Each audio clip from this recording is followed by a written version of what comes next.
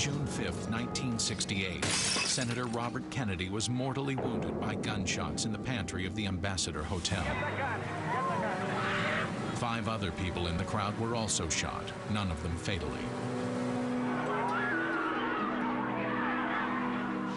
Our investigation will be based on eyewitness testimony, actual evidence, and details found in Coroner Thomas Noguchi's autopsy report. Our first task was to rebuild the pantry to exact scale. Using this LAPD model and measurements taken by investigator Robert Joling at the crime scene, Unsolved History was able to recreate the pantry using computer graphics. This will help us track the exact bullet trajectories reported in the attack. In addition, we needed a laboratory to study the precise positions and movements of the key players in the tragedy. So we built the pantry on a soundstage to exacting dimensions. Robert Joling verified our measurements with weapons expert Michael Yardley to ensure the accuracy of our efforts. The truth about the RFK assassination will depend on detailing the exact movements and actions of the people in the room. Next, we needed to find actors who precisely fit the physical characteristics of the key players. Senator Robert Kennedy at 5 feet 11 inches, 175 pounds. Carl Euchre, maitre d' at 5 feet 10 inches, 190 pounds. Sirhan Sirhan at 5 feet 4 inches, 140 pounds. And Thane Caesar, security guard at 5 feet 9 inches, 160 pounds. With the pantry and the players in place, we asked Robert Joling to walk us through the critical moments of the assassination according to the LAPD. Kennedy came from the back, came forward up to this position here by the doors, turned, shook hands with the busboys, and now Euchre came in and once again took a hold of his hand and led him forward. Okay, Euchre's the maitre d' leading him through the pantry. That's correct. It's about that point. And at that point, Sirhan came from the tray stacker, pointed the gun at Bobby Kennedy. The eyewitnesses stated that Sirhan fired 2 shots before being grabbed by Euchre.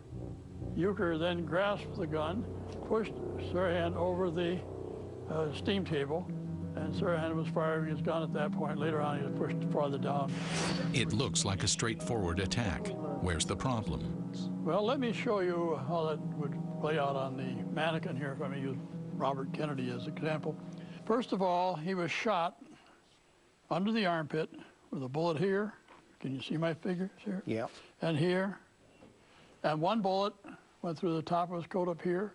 Another bullet went behind the ear, 1 inch or 1.5 inch behind the ear, and 1/2 inch or 1/4 inch from the skull. Only 2 bullets were found in Kennedy. The other 2 entered and exited.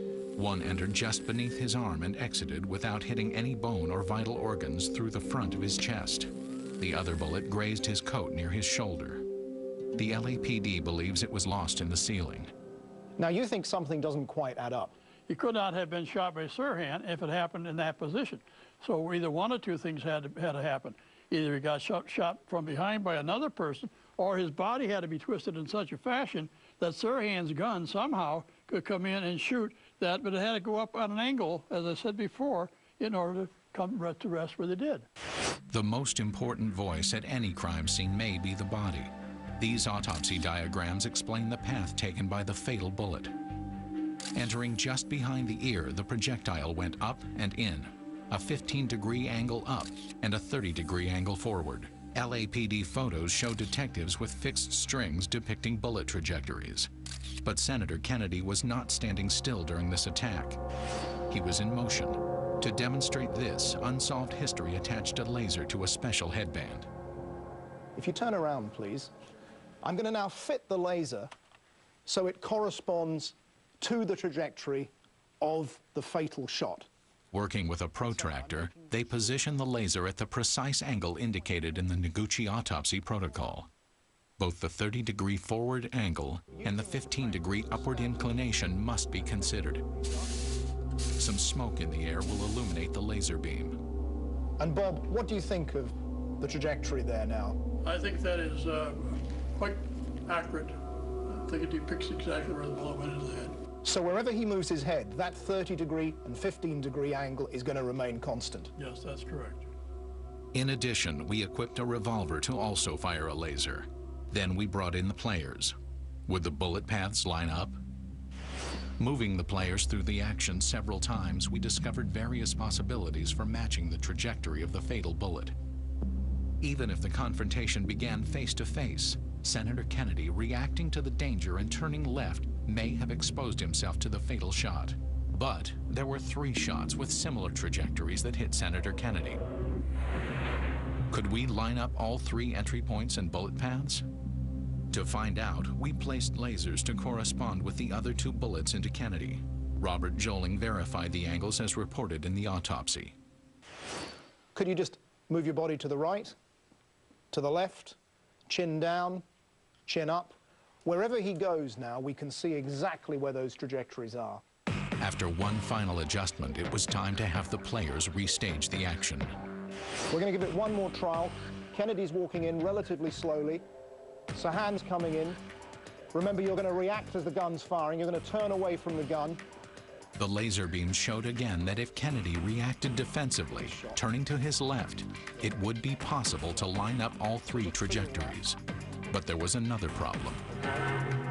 Coroner Noguchi discovered that the murderer's gun had left telltale evidence on Senator Kennedy's body. Markings that placed the assassin within inches of his target. Up next, Unsolved History moves to a firing range for a series of ballistics tests. Can Noguchi's results be verified? Will gunpowder markings identify the possible location of a second gunman? And you can see now, how this sort of thing at autopsy gives the game away so specifically. Oh yeah, it leaves a signature that's undeniable.